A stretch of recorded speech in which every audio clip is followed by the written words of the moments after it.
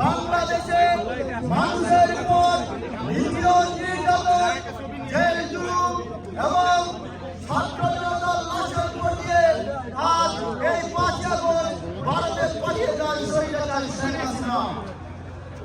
কিন্তু দুঃখের বিষয় হলো এই স্বৈরাচার শেখ হাসিনা ভারতে পালিয়ে যাওয়ার 1 বছর হয়ে গেল, আজ পর্যন্ত বাংলাদেশের মানুষের কার বলে নিরাপত্তা নেই, দর্শনের বিচার নেই, খুনের বিচার নেই, ঘুমের বিচার নেই, মানুষের ন্যায় বিচার নেই। কারণ প্রত্যেকটা প্রশাসনে স্বৈরাচার দূষণরা এখনো বিরাজমান।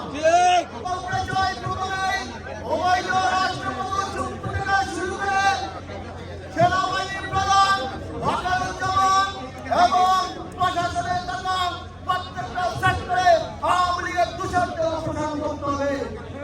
সম্মানিত উপস্থিতি, আপনারা জানেন বাংলাদেশে স্বৈরাচারের দূষণরা আবারও তারা বাংলাদেশের মিছিল দিতেছে। জামাত শিবির রাজাকার তাড়াতাড়ি বাংলা চান। আমি বলতে চাই, বাংলা কি তার বাংলাদেশ?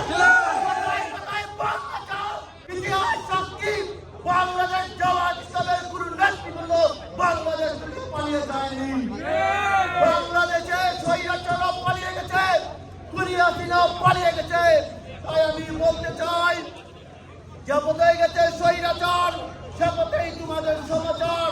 16 বছরের ক্ষুধার্ত তোমরা চারিদিকে হাহাকার, চাঁদাবাজ সন্ত্রাস জেরায় সব শান্তির পথে এগিয়ে যায়।